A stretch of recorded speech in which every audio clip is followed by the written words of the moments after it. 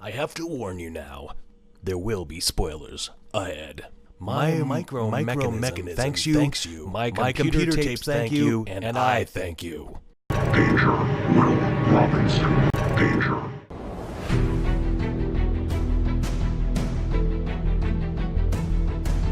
Hello and welcome to the Fanatics of Film. Thank you so much for joining me here today.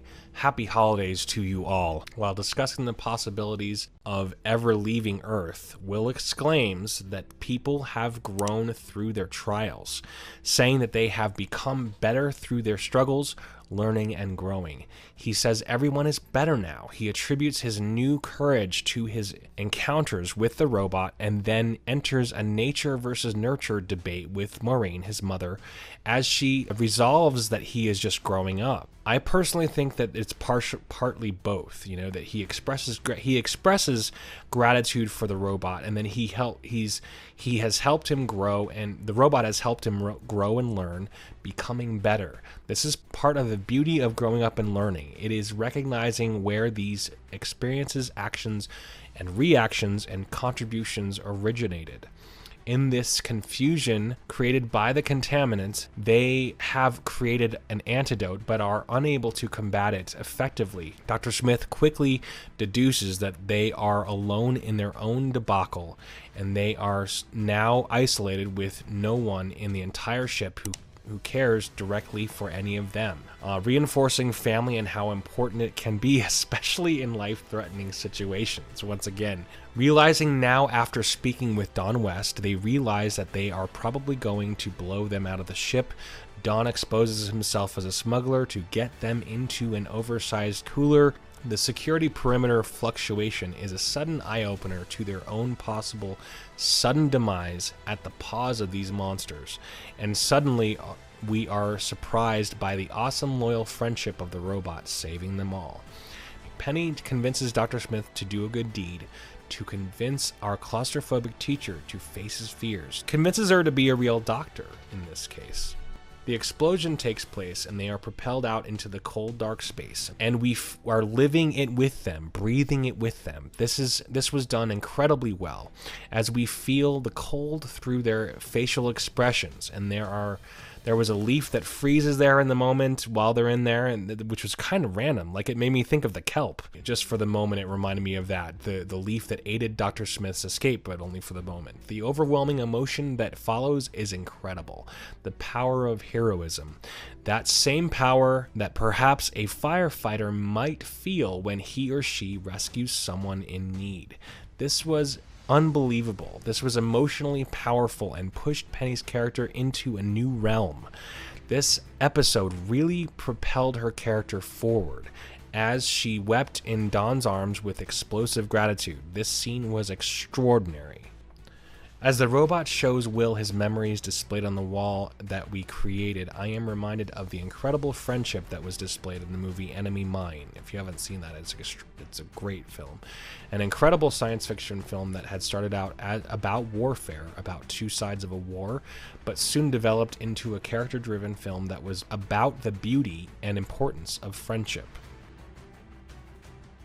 Will is important to the robots, and now we don't know which robots we can trust. The continuous expression of the Robinson last name is anti-Hollywood and pro-family. I love this. As Don reveals that he gave up his true identity as a smuggler to save the family, proclaiming that it was worth it just after she had convinced Dr. Smith to save someone's life, Penny is realizing there is good in everyone. You just have to find it.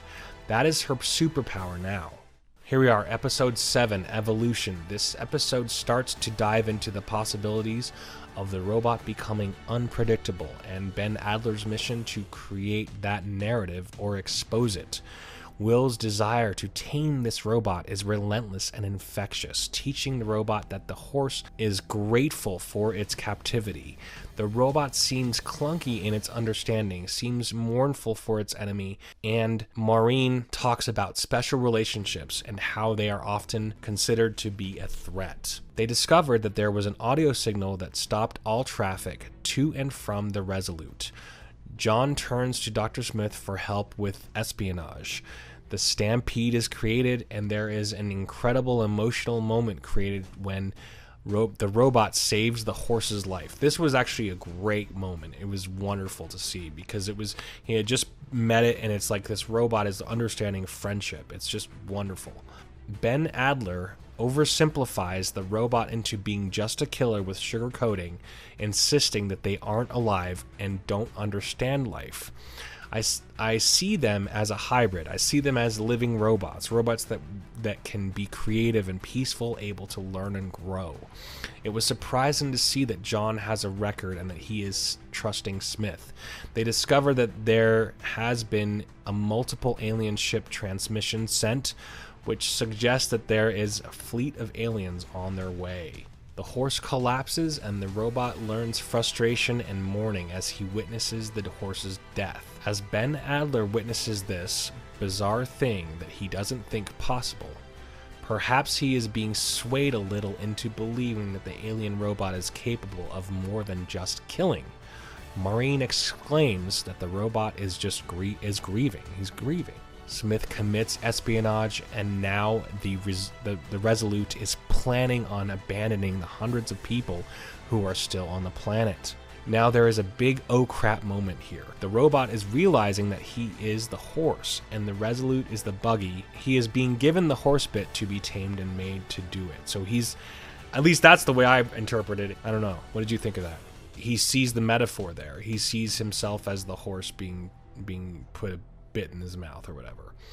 So, and that's kind of, it was a great metaphor. It was a great way of like showing that that's how he feels. Although faced with mutinous charges, the Robinsons continue with their plan to not abandon the people on the planet. So the mutiny's happening because there's a shortage of water, and they just want to take off. That water had been contaminated by this metal eating, spore or whatever it is, the chemical reaction that's happening there. So Ben Adler became a hero in the end here, after allowing initially someone who was only in it for himself, realizing who he used to be when the robot addressed him by name, and this triggered his inner child. Much like this show does for me. He had said several times that Will reminded him of himself and that he used to be him. As soon as they reached the original lightning column of alien robot recharge point, which was the ring, he gave himself up. He allowed himself to be sacrificed in order to save the alien robot. Part of me thinks that he could have gotten the robot to do its resting recharge module and then ran back to the ship. That's part of what my thought process was. Like, it didn't have to necessarily, well, maybe, I don't know. If they had merged his consciousness with one of the robots, because he gets struck by lightning with one of the robots. So that's my thing. I think that would be really cool to have that happen. Here we are at the last episode, and Will is being chased by what seems like an army of robots on his way back to Jupiter 2. As Hastings tries to force the robot to take them all the way to Alpha Centauri, the robot is reluctant, and he still needs to be reunited with his friend. Will Robinson is reunited with his family, and he is genuinely sad about Ben Adler. Continuously war-minded. They are focused on destroying the invading robots. Will is conscience-minded, not wanting to kill any of these robots, especially when Ben Adler had sacrificed his life to save one. So opening up here is like this big war. It's like this big war between maybe between the war and the robots. But what I think was the most powerful moment at the end there is that I think it's Maureen that points it out, that said, and where she says, specifically she says that maybe it was Penny. I think may have been Penny that pointed it out. She says, maybe it's a first of a big thing, because they're trying to escape, like all the younger generation is trying to escape, and they're talking about, okay, so you were able to sway two minds. That could be, because they thought that they thought this initial robot was just one of a kind, and this was the only robot that they would ever be friends with.